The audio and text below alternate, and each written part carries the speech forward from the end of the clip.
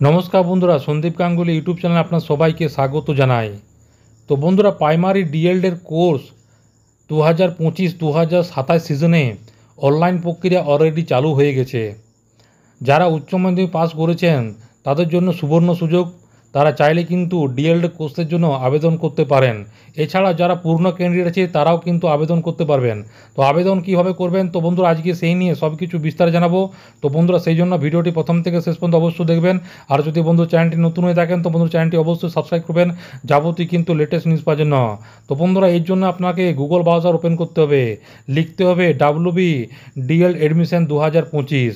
তারপরে যে অফিসিয়াল ওয়েবসাইটটি আসবে সেইখানে কিন্তু আপনাদেরকে প্রথম যে ওয়েবসাইট আছে সেখানে কিন্তু আপনাকে ক্লিক করতে হবে। দেখুন লেখা আছে West Bengal board of primary education. ওই জায়গায় আপনাকে ক্লিক করার পর বন্ধুরা আপনাদেরকে নেক্সট পেজে নেওয়া হবে। নেক্সট পেজে যখনই বন্ধুরা যাবেন তখন বন্ধুরা আপনাদের কাছে নতুন একটি ইন্টারফেস খুলে যাবে। তো ঠিক এরকম একটি ইন্টারফেস খুলবে, সেইখান থেকে কিন্তু আপনি যাবতীয় তথ্য কিন্তু দেখতে পারবেন। এর পাশাপাশি 30/6/2025 একটি নোটিফিকেশান বেরিয়েছে, যেটি ডিএলএর বলা হয়েছে 2025 থেকে 27 শিক্ষাবর্ষে কারা কারা আবেদন করতে পারবেন। এই নোটিশটি কিন্তু আপনারা চাইলে পড়তে পারবেন, যেটি কিন্তু 30/6/2025 এটি বেরিয়েছে। কিন্তু আমাদের যেহেতু ফর্ম ফিল আপ করবো, উপরে কিন্তু ইম্পর্টেন্ট লিঙ্কস বলে যে অপশান দেওয়া আছে সেখানে আপনি ক্লিক করবেন। ক্লিক করার পর বন্ধুরা online application for admission 2 years DL course regular mode session 2025-2027 এই অপশানটি আপনি দেখতে পাবেন। এইখানে বন্ধুরা আপনাকে ক্লিক করতে হবে। যখনই বন্ধুরা আপনারা এই অপশানে ক্লিক করবেন তখনই বন্ধুরা আপনাদের নতুন একটি ইন্টারফেস করে যাবে। তার নিচে কিন্তু আপনি দেখতে পাচ্ছেন পে নাও অপশানটা কিন্তু এর পরে আসছে।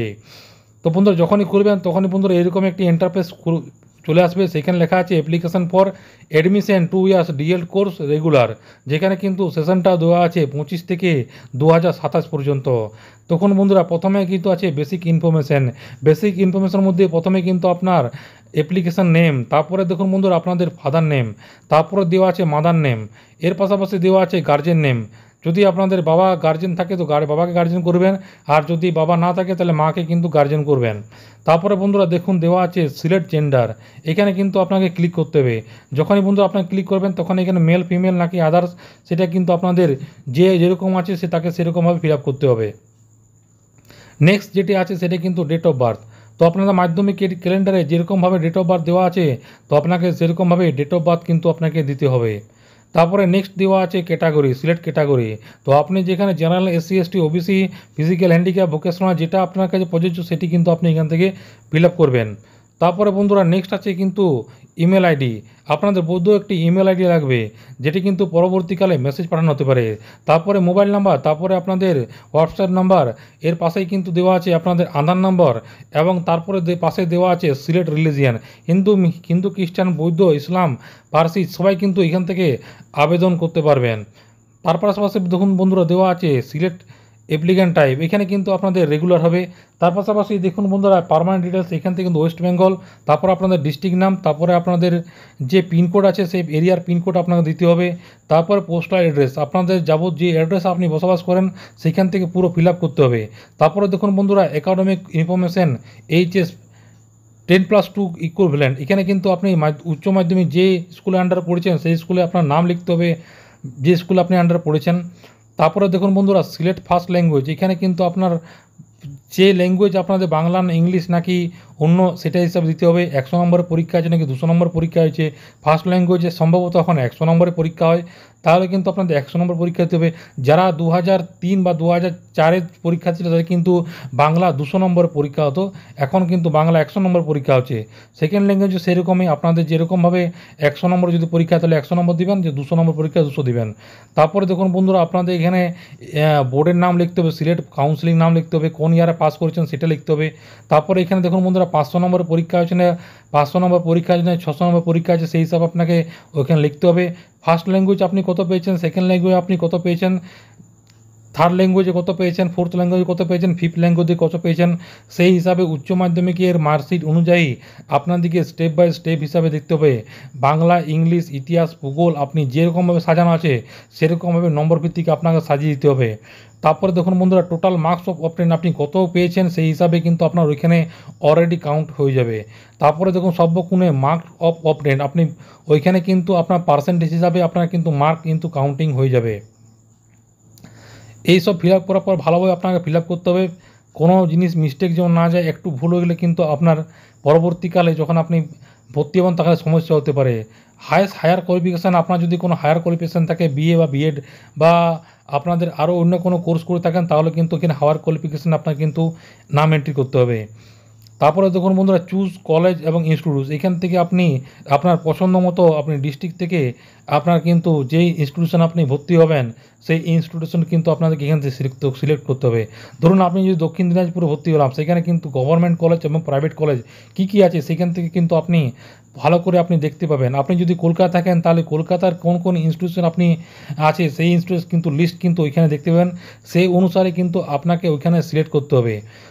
তার পাশাপাশি দেখুন বন্ধুরা, ইনস্টিটিউশন মিডিয়াম এখানে কিন্তু অলরেডি কিন্তু এটা সিলেক্ট হয়ে থাকবেই, বাংলা নেই, ইংলিশ প্রত্যেকটা মিডিয়ামে কিন্তু দেওয়া থাকবে। এর পাশাপাশি বন্ধুরা নিচে যদি আর একটু স্ক্রল ডাউন করেন সেখানে দেখবেন আপলোড ডকুমেন্ট, সেখানে কিন্তু আপনাদের অ্যাপ্লিক্যান্ট ফটো, আপনাদের একটা পাসপোর্ট সাইজ ফটো, মাধ্যমিকে ডেট অফ বার্থ প্রুফ হিসাবে আপনাদের মাধ্যমিকে অ্যাডমিট কার্ড সার্টিফিকেট দিতে হবে। এর পাশাপাশি তার নিচে caste certificate, physical handicap certificate, আপনার সিগনেচার, আপনাদের এইচএসএ মার্কশিট এবং যারা এক্স সার্ভিসম্যান আছে তাদের কিন্তু কাজ করার অভিজ্ঞতার প্রমাণপত্র হিসাবে আপনাকে দিতে হবে পিডিএফ অনুসারে। নিচে টিকমার্ক দেওয়ার পর বন্ধুরা আপনাকে সাবমিট করতে হবে। সাবমিট করার পর বন্ধুরা আপনাদের কাছে সব কিছু ভালো করে একবার মিলিয়ে নেবেন, তারপরে মিলিয়ে নেওয়ার পর সাবমিট করবেন। এখানে কিন্তু আমার নম্বরটা বেরিয়ে আসছে, এখান থেকে কিন্তু আমি এবারে প্রিন্ট অপশানে প্রিন্ট করতে পারবো। এই নম্বরটা আপনি সেভ করে রাখবেন, পরবর্তীকালে কাজে লাগবে। এর পাশাপাশি এরপর আপনাকে পে না বলে অপশান আছে, সেখানে কিন্তু ক্লিক করতে হবে। এসটি, ওবিসি, জেনারেল যাদের যা যেরকমভাবে অপশান আছে পে করার তারা সেরকমভাবে পে করবে। পে করার পর বন্ধুরা আপনাদের একটা রিসিপ্ট কপি দেওয়া হবে, সেই রিসিপ্ট কপিটা আপনি যত্ন করে রাখবেন। এরপর যখন আপনার কাউন্সেলিং হয়ে যাবে, যখন আপনার নাম উঠবে পরবর্তীকালে, সেখান থেকে কলেজ থেকে আপনি যাবেন, সেখানে কলেজে কিন্তু আপনার যাবতীয় তথ্য আপনাদের যে জেরক্স কপি, মাধ্যমিকের এডমিট মার্কশিট, এইচএসের এডমিট মার্কশিট, কাস্ট সার্টিফিকেট, যাবতীয় তথ্য কিন্তু আপনাদের ওই শিক্ষালয়ে কিন্তু জমা দিতে হবে। শিক্ষালয়ে জমা দেওয়ার পর ওইখানে কিন্তু আপনাদের অ্যাডমিশন ফি পেমেন্ট করতে হবে। আগের বারে কিন্তু অ্যাডমিশন ফি অনলাইনে প্রক্রিয়া অনলাইন থেকে নেওয়া হয়নি, বিভিন্ন কলেজ থেকে বা বিভিন্ন ইনস্টিটিউশন থেকে যাবতীয় ওইখানে কিন্তু পেমেন্ট কিন্তু আপনাদেরকে পেমেন্ট করতে হবে। যেরকম কলেজের বা যেরকম ইনস্টিটিউশন যেরকম পেমেন্ট সেরকম পেমেন্ট হিসাবে আপনাদেরকে কালেক্ট করতে হবে। তো বন্ধুরা আশা করি বুঝতে পারলেন, যেহেতু আমি এই পেমেন্ট করব না, আমি আগের বছর অ্যাপ্লিকেশন করেছিলাম, আমার এই বছর অ্যাপ্লিকেশন করার নেই, সেই জন্য আমি আর অ্যাপ্লিকেশন করছি না, তাই পেমেন্ট অপশন দিচ্ছি না। আপনারা এইভাবে আপনারা পেমেন্টটা করে নেবেন। পেমেন্ট করার পর আপনাদের পরবর্তীকালে আপনাদের সিলেকশন হয়েছে কি না আপনারা পরবর্তীকালে আমার ভিডিওর মারফত আপনারা জানতে পারবেন, বা আপনাদের অফিসিয়াল যে ওয়েবসাইট আছে সেখানে যেও আপনি জানতে পারবেন। যদি কোনো সমস্যা হয় তো বন্ধুরা আমার কমেন্ট বক্সে কমেন্ট করতে পারবেন, আমি নিশ্চয়ই আপনাদেরকে সাহায্য করব। তো বন্ধুরা এটা ছিল ছোট্ট একটি আপডেট, পরবর্তীকালে নতুন কোনো ভিডিও দেখাবে। ততক্ষণ বন্ধুরা সব ভালো থাকবেন, সুস্থ সাবধান থাকবেন। তো বন্ধুরা সবাইকে অসংখ্য ধন্যবাদ।